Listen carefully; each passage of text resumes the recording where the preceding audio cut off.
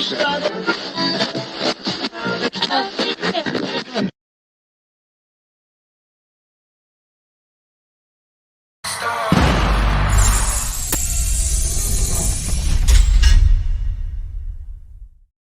don't know if I've seen someone with the drive and passion.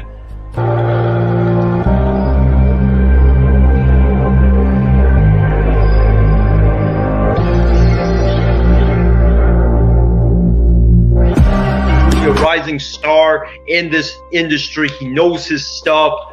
He's not afraid to go at people. And how did you get blocked by LeBron James on Twitter? Talking about, wanting to inspire and like, I'm inspired right now. I want to run through a brick wall for you right now. Cutthroat. It's very, up and down roller coaster of emotion. God put me in a position.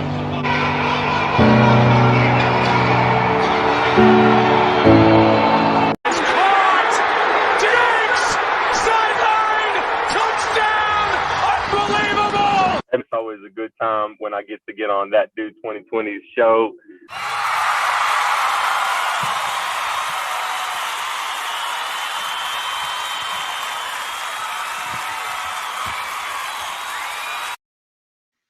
What is up, folks? Welcome to the third ever episode of the God of My Sports Network, CEO, co-founder of That One Dude 2020 here. But ladies and gentlemen, as we start kind of the show off, let's get into what we call the prayer break.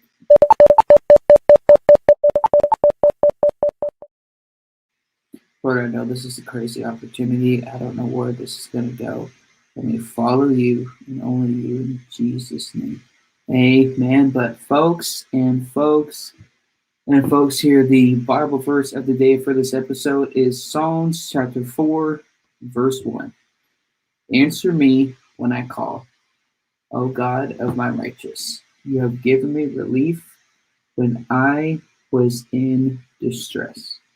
Be gracious to hear to me and hear my prayer. The point is of that quick verse in Psalms chapter 4, verse 1 said, no matter what we see, hear, or believe, this world wants it to believe certain things, and it's funny how the world wants to believe and see certain things, but yet some of the things we see in this world isn't perceived as what is actually reality. No matter what you see, hear, or believe, God will answer your prayers.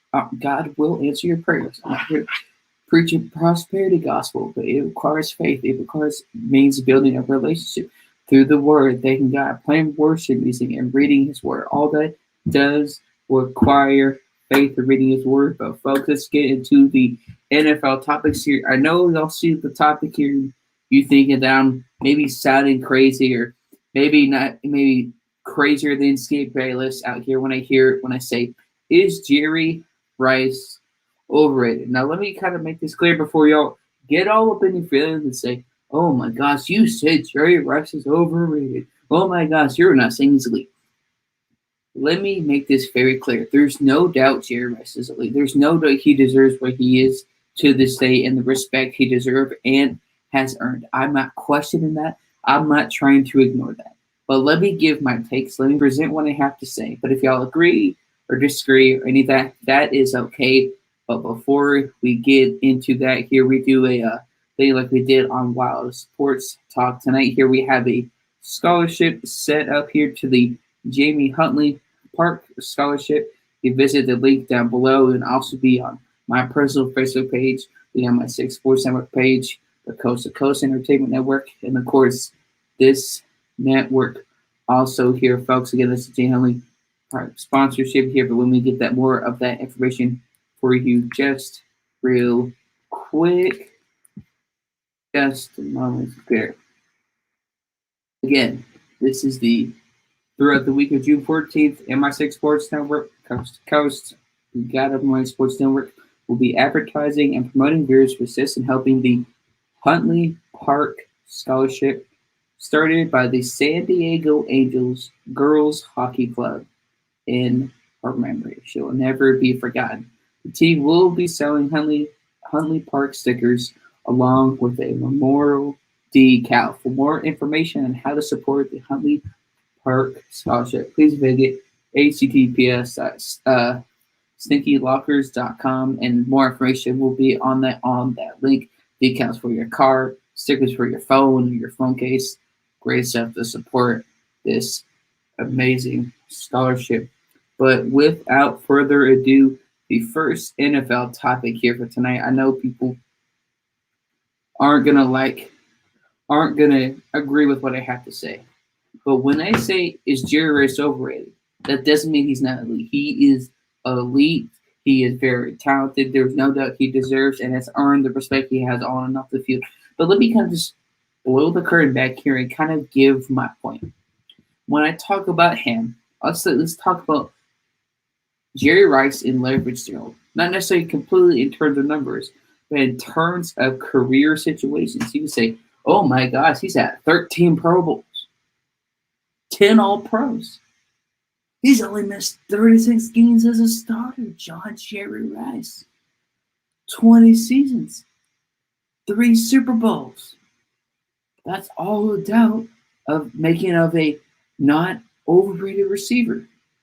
You can say only average missed 7 games per season in his 21 seasons. Future first ballot Hall of Famer. 11 years ago.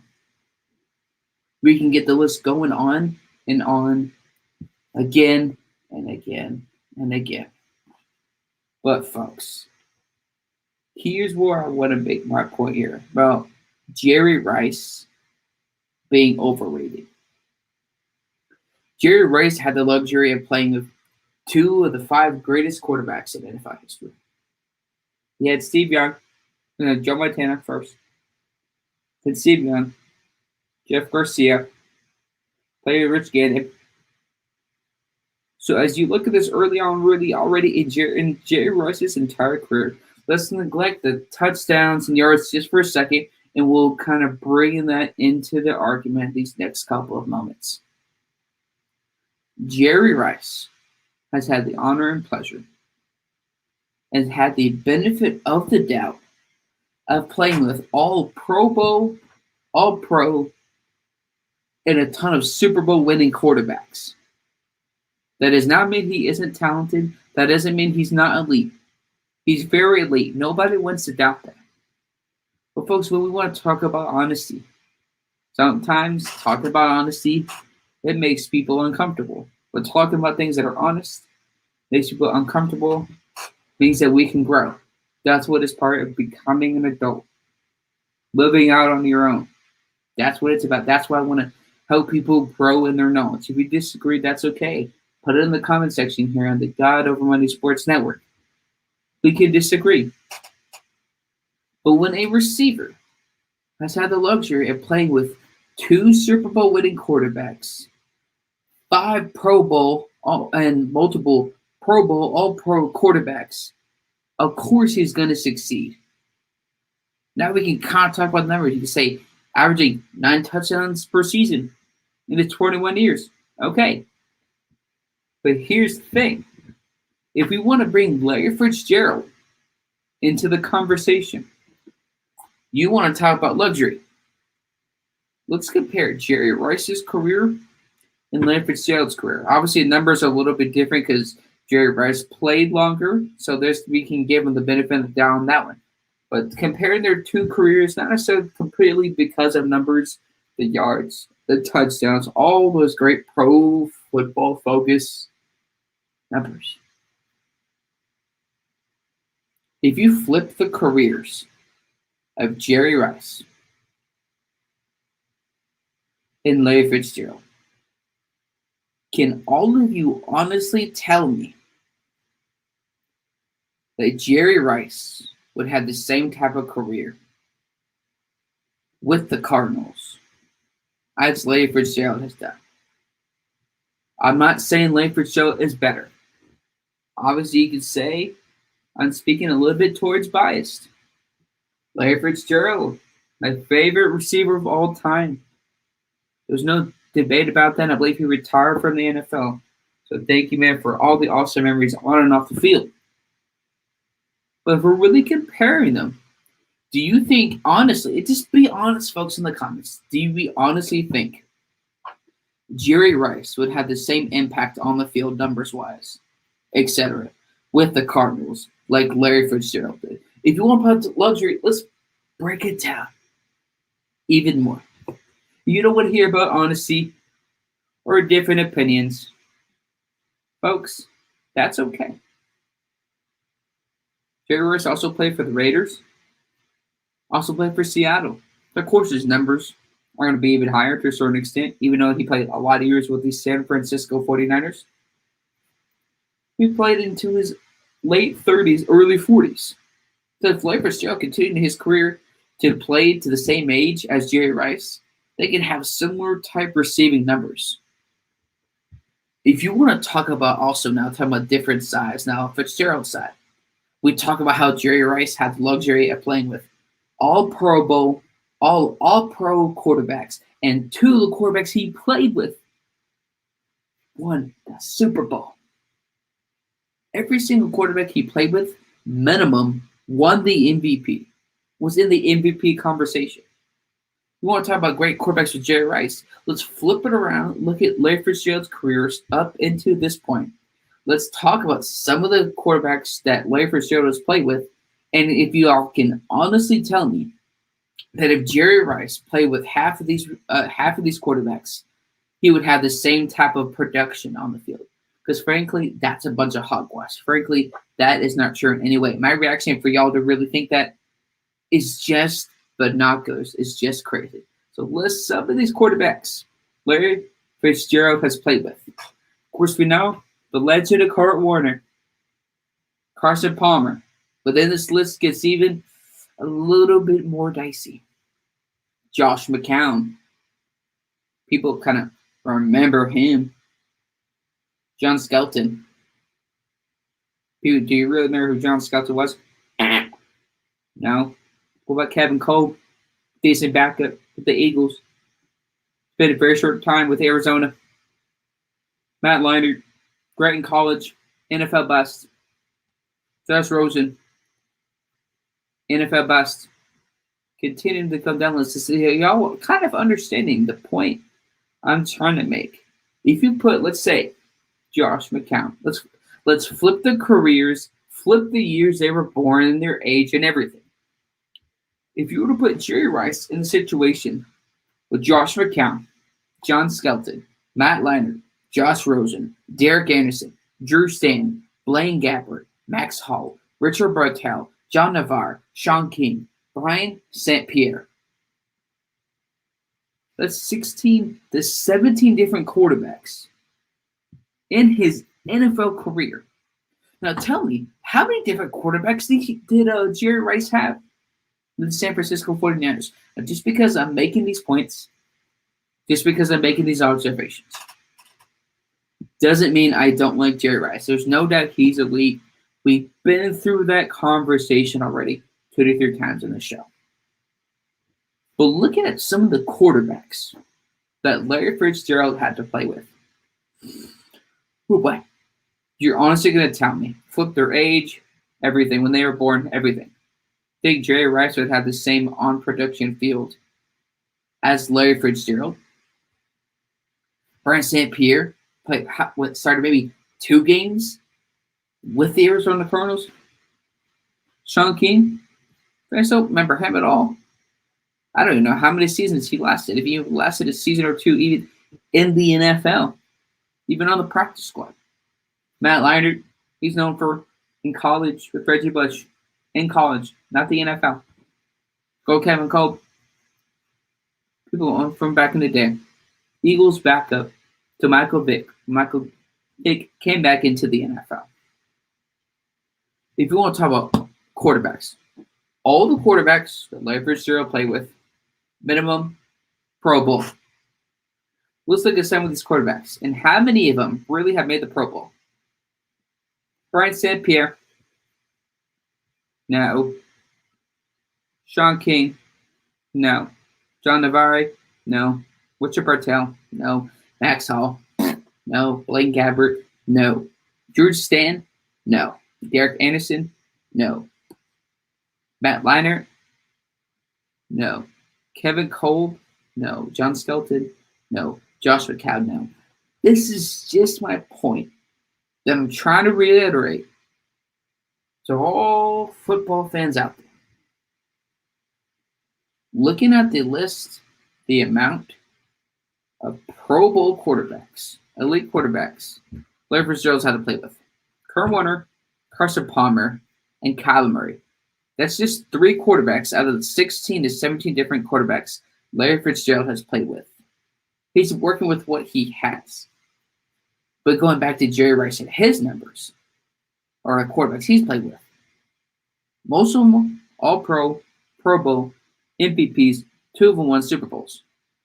You only have 1 quarterback on this list that Larry Fitzgerald has played with that won a Super Bowl. But it wasn't with the Cardinals. They lost against the Steelers that year. We know the deal. But the notion that Jerry Rice, this is my opinion, maybe because you say I'm a hater. He's elite. There's no doubt. He deserves all the respect. To say that he's the greatest receiver of all time, we can have that conversation.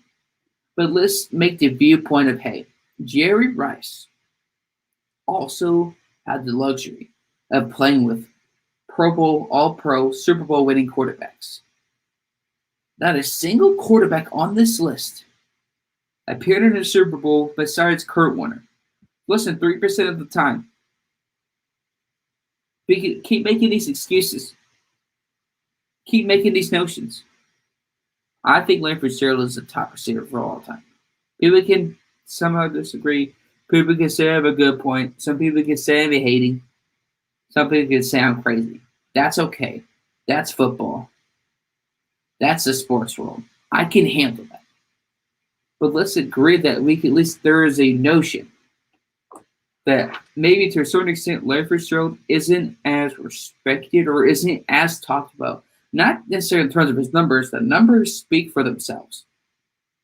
It's how many different quarterbacks Larry Fitzgerald has played with up until Kyler Murray, really Carson Palmer, Kurt Warner. 3 of them. It isn't talked about enough. If you really go deep dive into Larry Fitzgerald's stats, even with those years, with those quarterbacks, putting up those kind of numbers, Pro Bowl, All-Pro quarterbacks, there's no doubt that you could say that to some viewpoint that Jerry Rice could be overrated. That just because that I say Jerry Rice could be overrated doesn't mean he isn't elite. Doesn't mean he did. We know all the great things he did off and on the field. So let's not get in all of our emotions and yada, yada, yada. Look at some of these numbers. Going back to the early 2000s. 2005, I believe his starting quarterback, and correct me if I'm wrong in the comments, Josh McCown. Remember, right around this time, on the Arizona Cardinals roster, the receiving corps, Anquan Bolden. So it's not like it was just Fitzgerald. So even though Larry Fitzgerald also played with Anquan Bolden, his second year, 1,400 yards, 103 receptions. Even his first year with Josh McCown, he still averaged 13.5 yards per reception. That's pretty great, despite also being on the field, Anquan Bolden, despite also having Josh McCown as your quarterback and eliminating the Minnesota Vikings at Week 17 from the playoffs. Sorry, Steven. Okay, let's go to 2006, 946, the next year. What do you see consistently? 1409, 1431, 1,000, 1,000, 1,000.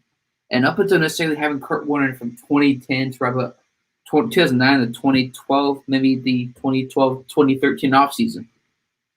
That's right around the time you also had guys you played with Matt Leinart.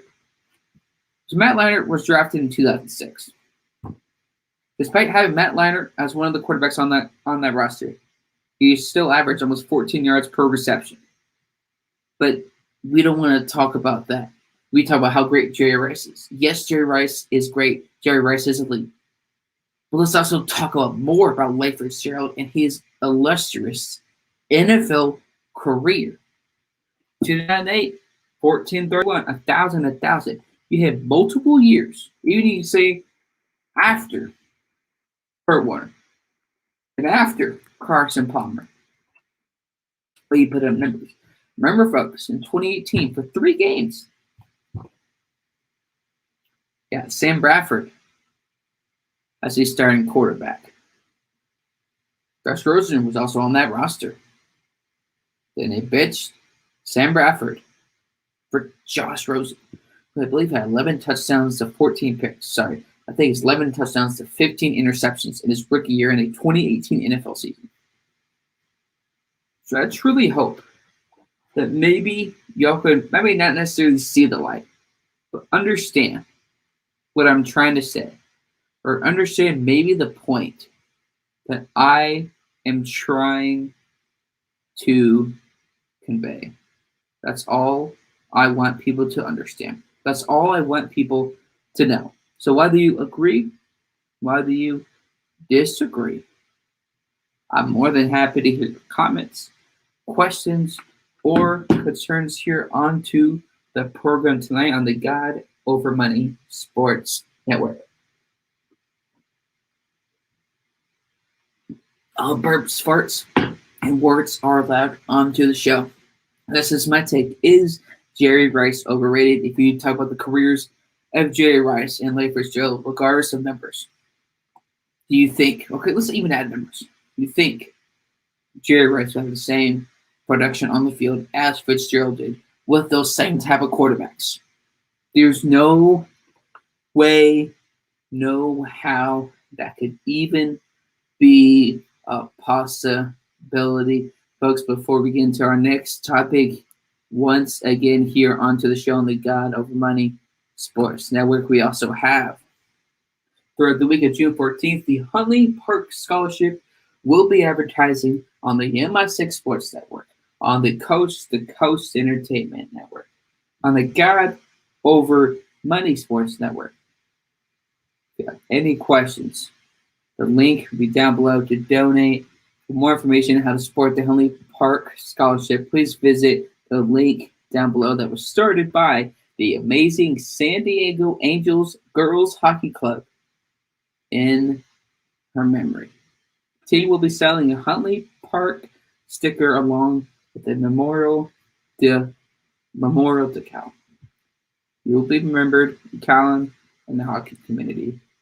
You all know we are here for all of you. But ladies and gentlemen, to our second topic of the night on That Will Do 2020, right on the God Over Money Sports Network. What happened to Vince? Folks, my first ever sports game to watch live on TV was the 2006 Rose Bowl. The 2006 Rose Bowl, arguably the best college football championship playoff game of all time. What a better way to start watching football for your future potential football career in the NFL than the 2006 Rose Bowl on a school night. Oh, what the memories. So much fun. But the topic here is what happened to Vince Young. Illustrious college career, all the hype, third overall pick in the 2006 NFL Draft by the Tennessee Titans. We'll talk about his quick college career, and then we will talk about what happened in the NFL. Was it partly his fault? You also, potentially, Jeff Fisher was an issue there, so you never know without a doubt. But folks, talking about Vince Young in college, that guy was so much fun. Like, just obviously I didn't see him early on in his college career, but watching the highlights of Vince Young, man, this guy was special. You could make arguments, there's certain quarterbacks that are better right now because, again, college quarterbacks get better, they're more elite. But in my genuine opinion, Vince Young's the greatest college quarterback of all time. And at least we can also the argument that he was the most exciting college quarterback of all time to watch. 2003, Big 12 Offensive Freshman of the Year. in his first year in college football with Mac Brown. You already saw the early potential success with Vince Young in college football. Go to the next season. I believe it's the 2004-2005 college campaign season. He beat Michigan. You say next year, we're going to go to the national championship. We're going to win it all. And Mac Brown's like, wait, no. Hold up, buddy. Take it one day at a time, one game at a time. It went to the Texas Longhorns too. That very next year, they go on a championship caliber run. Jamal Charles, man, Vince Young, all of those dogs on the Texas Longhorns side of the ball. Vince Young gives the Heisman Trophy runner-up, of course, lost against Reggie Bush. There were also reports saying that Vince Young gave up the Heisman Trophy to Reggie Bush. I believe Reggie Bush, I think, confirmed that back in 2019 to 2020. So Vince Young could have won it. Vince Young, you can have whatever you want. I would have rather seen Vince Young hold that Heisman Trophy than Reggie Bush because, again, it's USC. Oh, that's one horrible Texas Longhorns fan. Vince Young gave up that Heisman Trophy to Reggie Bush. Reggie Bush couldn't come back to USC for a certain amount of time, so that was a huge, huge bummer there. But Chris Wilson kind of does make a very good point here. Vince Young was, to me, a case of huge success in college football. He couldn't really handle it in the NFL. That's kind of what we're going to be talking about here in this next couple of minutes. And he basically kind of talked about that with Colin Cowherd on his show a while back. Lack of maturity, pride, ego.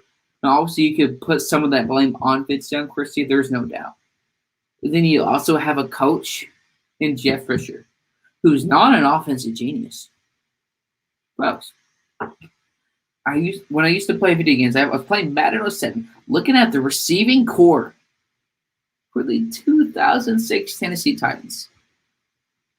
That was dog poop. That was one of the worst receiving cores I have seen in a long time. Now, I'm not saying that's the reason. They can say that's part of the blame. Now, obviously, you can look at, if you really want to look at the numbers for Vince Young, we'll talk about that in his NFL numbers in just a moment. Definitely couldn't handle it in the NFL, and it's a huge bummer, of course, just because first ever football game to watch, sports game, was the 2006 Rose Bowl. A little bit of bias, but don't sound as Higgins. Oh, Huggies. That's crazy. As a certain guy on a sports network. Then you go. The Texas Longhorns have their historic 2005 season. They go to the Rose Bowl. They play Matt Leinart in the USC Trojans.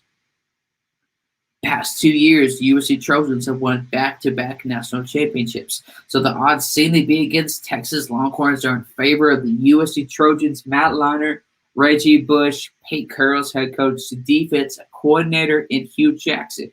This team looked like they were going to win their third national championship in a row. But here come Mac Brown and the Texas Longhorns with Vince Young at quarterback. You're not going to win the third national championship. It was a game to the wire. Not even, I believe, 10 seconds left in the game. Vince Young goes into the corner, and he's got it. That scene, that play will be forever fermented in my mind forever. My first game-winning touchdown moment in football was my first ever football game. And that was the 2006 Rose Bowl. First ever football game to watch was a game-winning touchdown in the national championship game for college football. How could I ever forget? I was really talking about these numbers. This is why we can talk about, certain college quarterbacks are better than others. Talent are evolving. Maybe it's more pass-heavy now. But if you look at these numbers, in terms of the greatest college playoff game performance, I mean, look at this. Vince Young, 267 passing yards. 200 rushing yards. Not from Jamal Charles and Vince Young altogether. That was Vince Young. Vince Young had 200 rushing yards with 267 passing yards. That was my quarterback. 267 passing yards, 200 rushing yards. Folks, I don't think we understand how difficult that is. We understand it's difficult in the regular season for college football. but in the national championship against a football team that was the greatest in the country at the time with one of the top-rated head coaches. You won back-to-back national championships in 2004 and 2005, going to win it for the third time in a row in 2006. Vince Young was like, no, 267 passes, so 200 rush yards. I mean, these stats still blow my mind. I still watch the game at least once a year or so. It just blows my mind. Love college football. Love my Texas Longhorns regardless of what happens. My first ever football game, first ever college game. But I don't think people understand. 467 total yards of offense. Just from Vince Young. Almost 500 yards alone. 200 rushing yards. The way he was in and out of the pocket, looseness in that game. The way how he was like that in college football. And maybe just some more bias talking. But I truly believe there is no other college quarterback like him. Not just in the 2006 Rose Bowl. And not just in any college football performance of all time. 2005 BCS National Championship. Third overall pick in 2006. 2006 NFL Offensive Rookie of the Year. It sounded great so far. Let's keep going. 2-time Pro Bowl. 2009 NFL Comeback Player of the Year. That all sounds great. You're like, John, if I didn't know football, this guy could have been a standout quarterback in the NFL. He won a championship, beat USC, Pete Carroll, and Hugh Jackson. But unfortunately, folks, that's not what happened at all. You're going to talk about what really happened, who's to blame. We could have maybe conversations. Say it's attitude problems, not willing to be coachable. You could also say Jeff Fisher as head coach, but ego, pride, not willing to be coachable, attitude problems. So many things that could have gone wrong, went wrong with Vince Young and the Tennessee Titans. Now you can say Jeff Fisher isn't a great coach, isn't coachable. We can make that conversation. But what could have been Vince Young with Chris Johnson, and maybe Kenny Britt could have been something in the NFL. But Chris Johnson, as a runner, is a dog, or was when he played in the NFL. And Vince Young. We already saw early on that despite what he did in college football, Vince Young was just a terrible passer. Now you can say some of that, oh, he didn't have the greatest receiving core. Okay, we can maybe make that bias argument. He would overthrow guys. He was great as a runner, despite all the elusive plays. It's not like he had that many rush yards total in his NFL career. You kind of really look at Vince Young's rushing yards completely. They're not a lot. But despite his elusiveness, despite him being great in and out of the pocket, despite a couple of game-winning drives in the NFL, wasn't a great passer. Wasn't willing to be coachable. You say to a certain extent had Jeff Fisher as head coach. Look at some of the teams that he played for in the NFL. Of course, he played with Tennessee, third overall pick in 2006, from 2006 to 2010. Then had Jake Locker and I can't remember another quarterback on that roster that took over for a short time. Played 1 year for the Philadelphia Eagles when they had that dream team. Sean Jackson, Michael Vick, Vince Young as the backup. I think a young Zach Ertz at the time. Selleck at tight end. LaShawn McCoy. Sounds like a great team. But if we really remember, I don't remember their record. Well, let's look at it. That team was supposed to be that dream team. They were going to make the playoffs. They were going to win that division. That just looked like a team that could have been something special. Sounds great.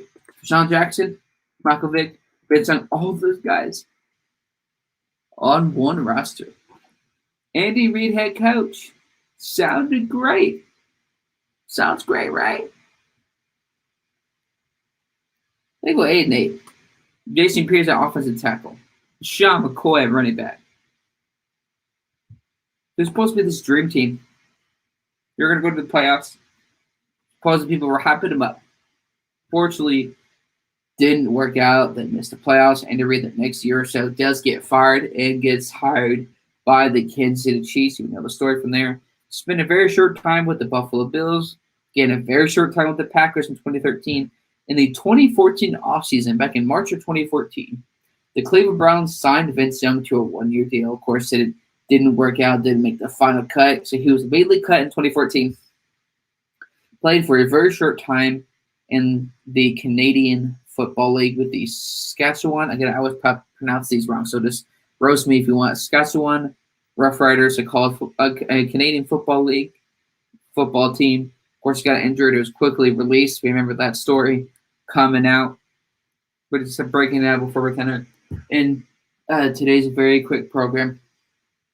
What was once a young, illustrious college championship winning quarterback was soon quickly to be a bust in the NFL. Despite some of the great plays, despite some of the moments, Vince Young came short. We could have multiple reasons why. Everybody can have their own genuine opinion. And you know what? That is okay. With all the hype he had over the next couple of seasons, it is more of the same. In 2007, Vince Young had less than 3 touchdowns and 4 more picks. But yet they won games. So this is where some of the numbers can be very deceiving. He's like, oh, we had 3 less touchdowns and 4 more picks in 2007 compared to his rookie year. But yet his first 2 years, they went 17-11. This is why I say numbers can be deceiving in the NFL, in Pro Football Focus. Because you just look at the basics here. 17-11, his first 2 years. Sounds like a real winner. Sounds like a great developing quarterback. Could be a great elite quarterback in the NFL. Well, that just wasn't the reality here, folks. At all. 17-11. So the pass numbers weren't very good. Or dwindling down and down and down. They won games 17-11 his first 2 years, but that wasn't last long. Played 1 game in 2008 and was replaced. We already know. There's 2 seasons in. We already knew 2 seasons in. It was the beginning of the end for Vince Young's career in the NFL. Just 2 seasons in. Just 2 years removed from winning the national championship. What is a lesson that we can learn from this? And again, I think he's a great dude. Love to have him on the show. Invites there. So I don't know if you ever somehow see this video. Favorite college quarterback all the time, man. It would be a truly honor to have you on the show. Chrissy, yes, he made it. I think we talked about that team, but forgive me if I say this team out. The Saskatchewan Roughriders had a tryout, got injured. It was released, didn't make the final cut roster. Well, would it be kind of interesting to maybe see Vince Young in the Canadian Football League? Maybe a resurgence, or maybe played a couple of years and then maybe caught up into the dust in pro football or in the Canadian Football League, maybe the indoor football league. But again, folks, happened to Vince Young, who was once a national champion, could have won the Heisman, gave it to Reggie Bush. 2005, BCS national champion, BCS champion. Big 12 Offensive Rookie of the Year in 2003 to 2 seasons in the NFL. Just barely 2 seasons. Was already looking like a bust. So the lesson learned here is that despite whatever success you could ever have in college when you're young, ego and pride have to be swallowed. Because if you don't swallow ego and pride, it really doesn't matter what you did in the past. What you did in the past is not going to help you in the future. If you're going to be in the NFL, you could have all these great numbers, but if there are habits in college you don't address, whether it's on or off the field, and they come into the NFL, that's not a recipe for success. Without a doubt, Chrissy, this still bothers me to this day.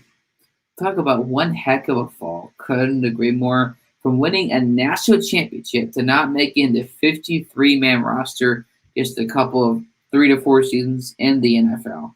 Yeah, Chrissy, it still blows my mind to this day. Maybe some bias talking because I'm a Vince Young fan. It's depressing. in terms of football. It's unfortunate, but at the end of the day, I hope this is a lesson to people. Whatever career path you want to choose, it doesn't matter how good you are. It doesn't matter how talented you are. Your ego and pride need to be thrown away. It's not about you. And it never has and will be. So moving forward to this one last two topics of the NFL before we end today's quick program. Christy, you're not going to like this next topic.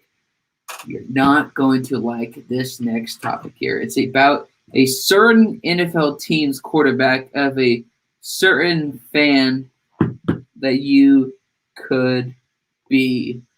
So just, I understand what you may say. So I'm going to come out and say it.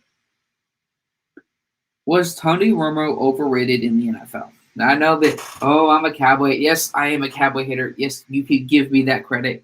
I will gladly take that. But before we really get into the topic here, we're going to kind of talk about this little scholarship we kind of have here. Again, it's the Huntley Park Scholarship that was started by the amazing San Diego Angels Girls Hockey Club in her memory. The team will be selling Huntley Park stickers along with a memorial decal, stickers for your phone, stickers for your back of your car.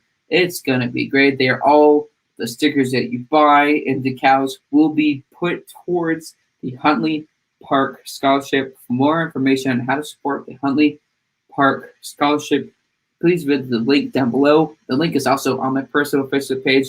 It's also on MI6. It's also on Coast to Coast. It's also on Callan's personal Facebook page. Isaiah Steven. It's also on the, God Over Money Sports Network Facebook page. But this last major topic finishing this program here, I know, Christy. Was Tony Romo overrated in the NFL? I didn't create this topic to get people riled up, get them like, oh, John, you're just like Stephen A. Smith. But what I do want to talk about, and I let Christy say, me personally, no, I do not believe he was overrated. I think he was more underrated, underappreciated. We could make a point, and like I said, you have your take, I have my take, but you have your points that you make, and I have more points that I make. So if you disagree, that's okay. But that's the beauty part about sports is we can agree or disagree and still have a great football sports conversation. Of course, early on, drafted in 2004, to a certain extent, then Drew Bledsoe got benched for Tony Romo. The huge knock, you could say to most of it really, was that he couldn't stay healthy in when they really needed him. That's the thing. You can say, he's never won a regular season MVP. Again, those type of things, I don't really consider that big of a deal because regular season MVP, in my opinion, right now really means and holds as much weight and holds as much value as a Pro Bowl. Okay, great. You won the MVP award. Great. It's about winning. Okay, great. We get win MVP. Let's move on. All right, fine. You can say never consistent in teams with a win and loss record. Again, that can go back to maybe him not being able to stay healthy. It's that shoulder, that collarbone. For some reason, that part of that right there could not stay healthy. I'm not a medical field personnel, so I don't know why, but for some reason, that health in that shoulder and that collarbone right there just for some reason could never fully heal. I don't know why, but whoever knows. But 78-49 as a starter. Now, when I say is Tony Romo overrated, I'm not putting all the blame on him because I know regardless of a Cowboys hater like Stephen A. Smith or other sports fans out there also goes into other reasons and other situations and other applications to why I could think Tony Romo was overrated. It's not all on him. Part of it, yes, it is on him because he has to stay healthy. But there's also parts to this because this is a team game. This is not a Tony Romo game. This is a Cowboys game. This is a Broncos game. This is a Chargers game. This is an Alabama game in college football. It's a team game. I get him not because maybe he couldn't get it done in the playoffs, and again, part of that, yes, is on him. You could talk about that catch or no catch versus Green Bay in 2014. And obviously, I don't think that's the catch just because I just seeing Cowboys maybe not do so well in the playoffs is kind of a sick joy of mine. Think about 2-4 in the playoffs, only played in 6 career games. Part of that you could blame on that team or on the owner, but just some of it has to be put on Tony Romo. For some reason, either when he couldn't stay healthy, or for some reason, in certain moments, his decision making could be wise and amazing 1 minute, and the next minute it's like in the pocket, and for some reason, his awareness sometimes is just out the window. Just throws the ball down the field. Like, what kind of throw was that? That was an interception. So sometimes, he could make some amazing throws. Sometimes he can make some throws like, "Ooh, Tony, what was that?" It's a 4-time Pro Bowl, or he missed 3.5 games per season from 2006 to 2015. So he missed almost a quarter games per season for almost 10 years. So you could put some blame on there, but Christy does make her opinion right here. I pin most of the blame on Jerry Jones. Yeah, some of that, like I said, Christy, it's not all on Tony Romo. Some of it is, but you can blame it on the organization also, because this is also a team game. He was never able to get Romo the players he needed to help him out, so all that pressure wasn't always on him. Like I said, pressure wasn't always on Romo. All of the blame wasn't all on him. Some of the blame, sometimes huge of the blame, yes. But at the same time, we also know Jerry Jones' ego can be very, very destructive to the Dallas Cowboys, because a lot of times the Cowboys have had a very good roster on paper. Looks like on paper they're phenomenal. They sound great. So honestly, I know it's fun to dog on the Cowboys and make jokes of them. Some of it is on Tony Romo, yes. But what I will say though, folks, injuries, that's on him. Some of the throws he made on him. But Kersey kind of makes some of a good point there, though, is that Jerry Jones' ego can hurt the Dallas Cowboys. And Kersey Wilson makes a good point here. Yes, Romo did goof up on occasion. I would get mad at him sometimes. I agree he did. And some maybe because I found it kind of funny or cruel. But I will say, though, one great game of his was that game in 2013 versus the Denver Broncos, when we all together, almost scored 100 points. That was such a fun game to watch. And Gordon Griffith, what a 7-man year. The first time to tune into the show here on the God Over Money Sports Network. Thank you so much for tuning in. Hope you're having a wonderful Monday night or early Tuesday morning. He says Romo was underrated. The people in Dallas, by and large, did not realize what they had. And sometimes, Gordon, that's the unfortunate lesson that's a lot of times that teams have to learn. And we also learn life. Sometimes we don't appreciate. Sometimes we don't realize what we have until we lose it. And this is why I love football. This is not just a lesson about football. This is a lesson in life, or a lesson in relationships, or a lesson in maybe video game industries or anything. We sometimes don't realize what we have until it's gone. And that is a hard lesson to learn, not just for the Dallas Cowboys, not just for any NFL franchise, but just in life. He makes kind of a good point there. We talked about Moses on Jerry Jones, of course, his ego and pride. 2 things that have to be gone if you want to have success, continue long-term success, and management. I agree. They should have had a new GM a long time ago. Now, again, I'm not saying that none of it is on Romo. Some of it is, yes. But Stephen, y'all should have had a new GM years ago. That's absolutely binoculars. Says thank you. Welcome, my man. Thank you so much for tuning in. Now, somebody can say, oh, never won the NFC. Now, and is there all these criticisms? I'm like, oh, I'm a Tony Romo hater. I'm not necessarily what you call a Tony Romo hater. I just like to see more production on the field. I just like to see guys get it done. If you don't, I'm going to criticize you as a player. But the problem is, I think a lot of people think is that just because I'm critical of a player doesn't mean I'm critical of them as a person. I think he's a phenomenal dude. Of course, we'll grab a beer sometime. Let's go grab a cup of coffee. But I'm talking about you on the field and your production.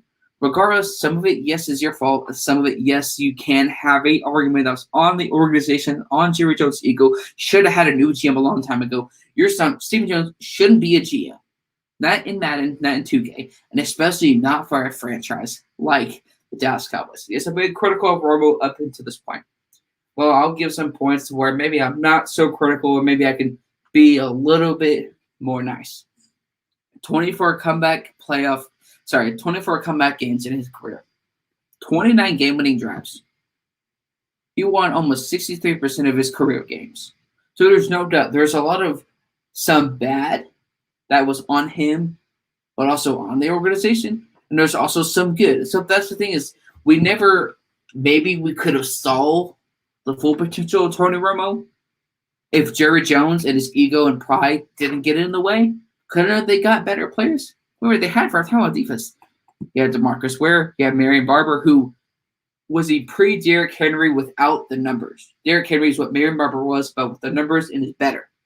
Yes, Marion Barber didn't put up necessarily the numbers, but he was physical. He was hard to tackle. You had Des Bryant back in the day, back in 2014, with him and Demaryius Thomas. Those guys were dogs. I know Demaryius Thomas was with the Broncos, but those were top receivers in the NFL. Jason Witten. We already know T.O. had his greatest 3 years receiving yards and touchdowns were with the Dallas Cowboys. So I'm not here to say that, oh, yes, I am very critical of Romo because I want to see guys succeed.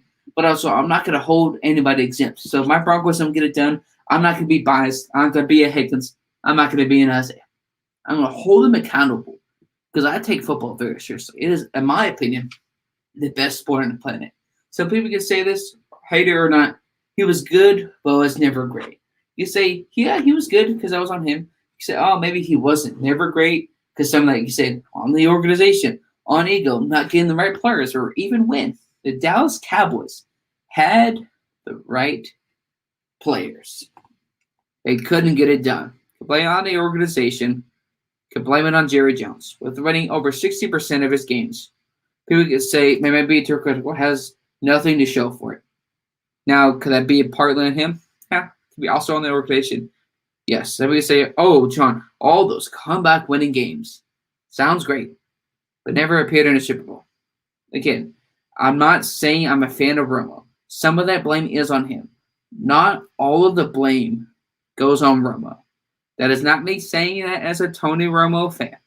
Let me make that very, very, very abundantly clear in every way, shape, and form. I'm not a Tony Romo fan. Make that very abundantly clear here, folks, before we kind of continue on to our last couple of topics here. If you do have,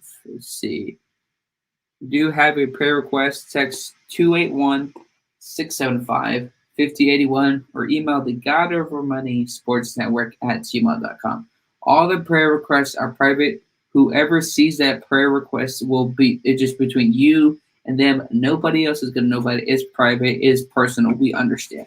So anybody that somehow tries to show everybody else the prayer request, they'll be gone. These prayer requests are taken seriously without a doubt. But this question is, maybe it's an easy answer, or maybe it's not.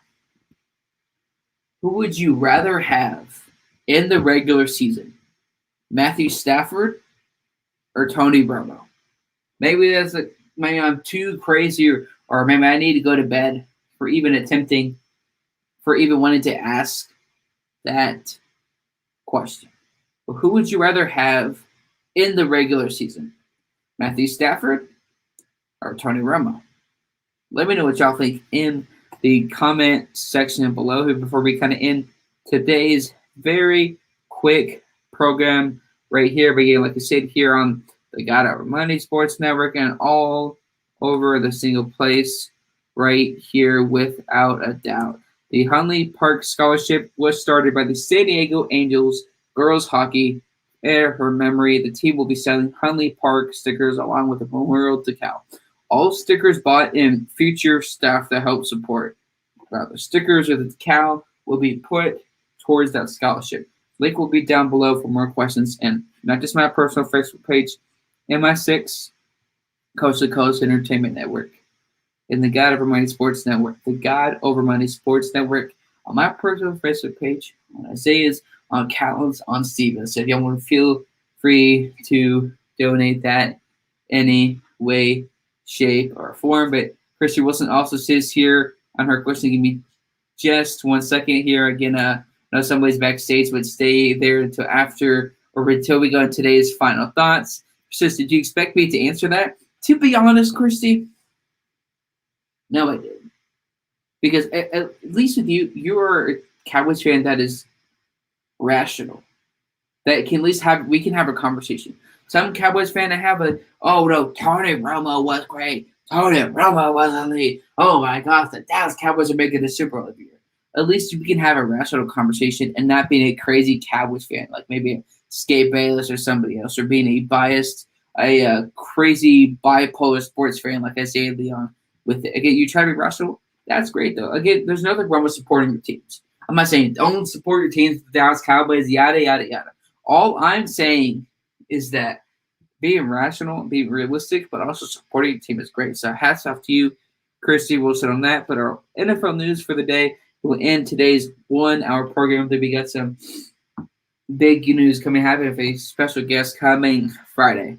Breaking news coming out of the NFL. I don't understand this story. I don't understand. Le'Veon Bell said he would rather retire than play for Andy Reid again. Now, I don't know if there's something that happened in the locker room. I hope Le'Veon Bell wasn't expecting to get a majority of the snaps. I don't think he was, because Le'Veon Bell knew when he came to Kansas City, he knew it was a second chance, a second opportunity. And he knew he wasn't going to get half of the rest. He knew he wasn't going to get 60, 70% of the snaps, especially drafting Clyde Edwards-Helaire in 2019 2019 or 2020. I'm sorry. So they know the results. So I want to know, folks, unless maybe I can go ask my great friend Brian Finley or somebody, what happened with Le'Veon Bell and Andy Reid? All the stories I've heard, this offseason, I apologize, Burts, farts, worts, whipping a fart here on the show is allowed. But what happened, relationship-wise or on or off the field? Something must have happened with Le'Veon Bell and Andy Reid. From my experience watching football and being on social media, I have never seen a player, especially maybe necessarily at the running back position, say that he would retire than play for a head coach again, especially in Andy Reid. So I don't know what happened. What happened with Le'Veon Bell or Andy Reid? Was it lack of snaps? He knew he wasn't going to get the majority of the snaps. Was it locker room or off the field issues? Who knows? I don't understand. But maybe if somebody has a story or a rumor, I would love to hear your comments on that. What happened with Le'Veon Bell and Andy Reid? Said Le'Veon Bell has a big ego problem. I can understand where you're coming from. I don't think Andy Reid tolerates players with inflated egos. Exactly. I'm not saying Le'Veon Bell has this, but this is why. If I'm ever a coordinator in the NFL, if you want to act like a child, if you want to act like a baby, you're not going to be on my team. You're not going to be here on the God Over Monday Sports Network. We are a family. But if you want to have an ego, if you don't want to have that at all with the team in the NFL, you're gone. And if that's the case, Christy, I applaud Andy Reid for that. And if that's the case, Christy, that Andy Reid doesn't tolerate players with inflated egos, applaud him for that. But if that's the case, why would Le'Veon Bell think, again, I'm not saying this is true or not, but why would Le'Veon Bell think, the post is on Twitter, I would rather retire than play for Andy Reid again? It sounds like a defensive mechanism. Again, I'm not saying this is the case. This is just my opinion. I'm not saying in fact. I don't know Le'Veon Bell. I don't know Andy Reid. I don't have those connections in the NFL just yet. All I'm saying is that sometimes when in life we're wrong, we get defensive, especially as kids. When we get called out by our parents, when we get proven wrong, we get defensive. We get mad. And we lash out. Say, oh, Bob, I hate you. I'm going to move out. Oh, I blah, blah, blah, this. Maybe that's what Le'Veon Bell was doing on social media. He said he apologized for it, but he doesn't regret saying it. So you may have a good point there, Chrissy. Le'Veon Bell got defensive, just like as kids when we would get called out for something, we would get defensive. Maybe blame somebody else, say, I'm down with you. We move on. I'm done. Maybe that's the situation what happened with Le'Veon Bell. Why he lashed on Twitter. Don't know, and don't know. But the last topic here, somebody's ex-favorite quarterback, Nick Mullins, signs with the Philadelphia Eagles, baby. Isaiah, for some reason, was so bummed out about it. And I don't understand why. But I'll bring that guy in on final thoughts here in just a minute. this wasn't a surprise that he's not going to be with the Niners. I was surprised he got signed to a roster because, I mean, yeah, but if he was going to be, I could see him as like a backup or a third stringer at best. There's no way he's a starter in the NFL. But what took the Eagles or a franchise so long to bring him onto a roster? I think it's a great, decent signing. You know, some people can read too much into this and be, oh, the Eagles potentially may have some doubts about Jalen Hurts and, oh my gosh, who knows what's going to happen? The offensive line is getting older. Who knows? Jalen Hurts is our future starter. Isn't guaranteed. Blah, blah, yada, yada, yada. We can all make those assumptions. That's the sports world. That's sports reality. We're going to have that. But all I want to see, I would love to see the day that when the Eagles give up on Jalen Hurts. Now, is Nick Mullins an upgrade over Hurts? No, they're both terrible quarterbacks. In my opinion, they're both terrible quarterbacks. But I think it's definitely a great, decent signing if somehow Jalen Hurts goes down or Jalen Hurts doesn't play as well. You could definitely have Nick Mullins come in. Now you have your first-round pick receiver. Running game is going to be a little bit iffy. The offensive line's getting older. And yes, they're trying to contend right now, but with the second-year quarterback, it's really going to be hard to contend for the playoffs. Man, a young quarterback, offensive line's getting older. Offensive line's getting older means the offensive line production's getting older. So who knows how that's going to work next year. Again, Nick Mullins signs a 1-year deal with the Philadelphia Eagles. Ladies and gentlemen, Christy Wilson says, poor Isaiah. Isaiah's more poor necessary because he's still a Nick Mullins fan, even though he gave up on him in December on the night shift. And I believe we still have that episode or part of that clip here, which we will show in just a moment. Is that he said he spent about $80 on that jersey, and now it's worthless. Isaiah Leon, you were so sure that Nick Mullins was going to be signed on to the Denver Broncos roster. For some reason, you haven't learned that a lot of your sports takes come back to bite you. Because you always say, I personally guarantee. That's the thing about sports. That's the thing about the NFL. You can't personally guarantee anything. So Isaiah, I hope you know that, my man. But I believe we do have that clip here talking about giving up potentially on Nick Mullins or saying what they should do at the quarterback position. Let's get that clip, and then after that clip, we are going to tonight's final thoughts. But I'm going to say it right now. Forget drafting a quarterback this year. Kyle Shanahan, John Lynch, I want you to listen to me right now.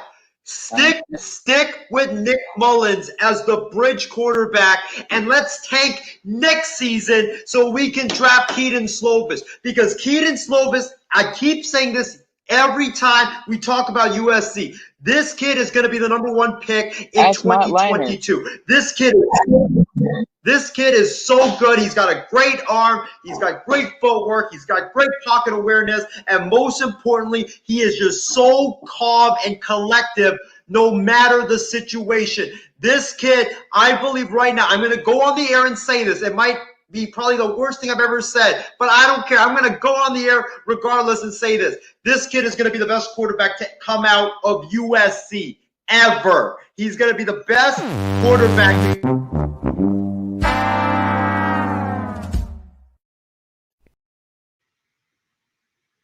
Really, Isaiah?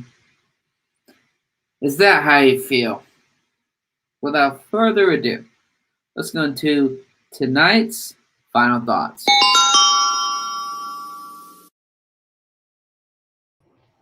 I don't know what you're rejoicing about. You're a bandwagon fan. Well, first of all, John, let me say this. Am I coming in loud and clear? Yep. All right, cool.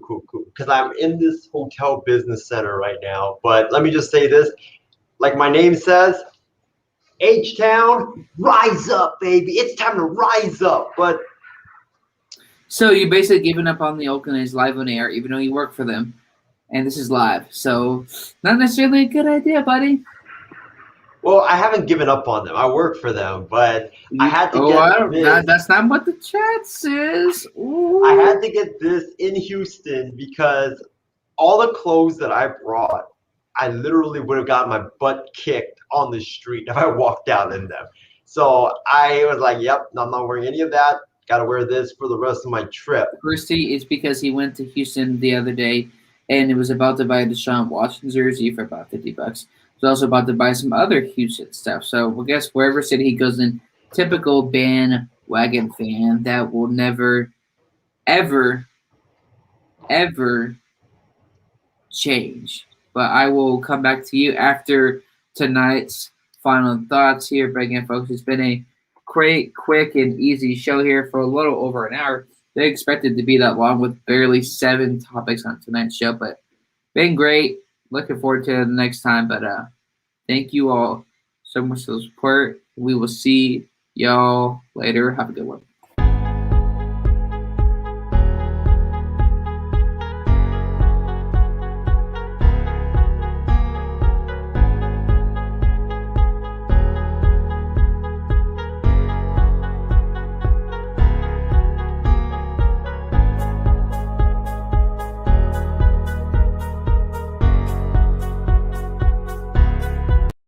Actually, no, let's come back to this. Oh, before we actually end tonight's one, Callan says, especially when he comes to San Diego and proclaims it is his city. Couldn't agree more.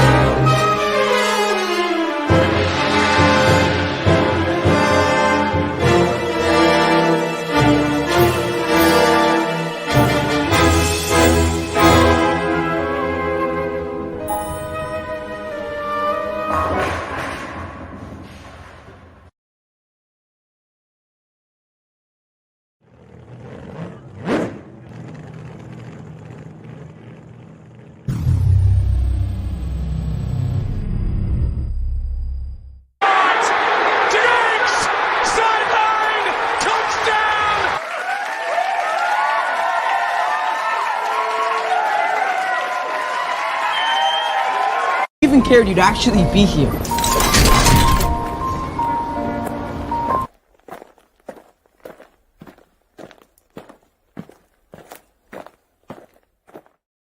Batted up. Oh, God!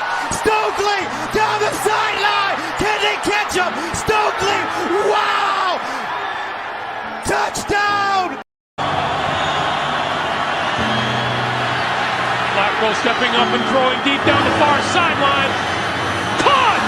Into the end zone, touchdown, Jacoby Jones!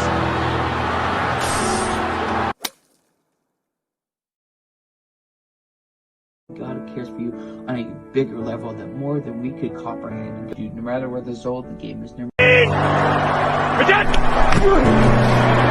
to White.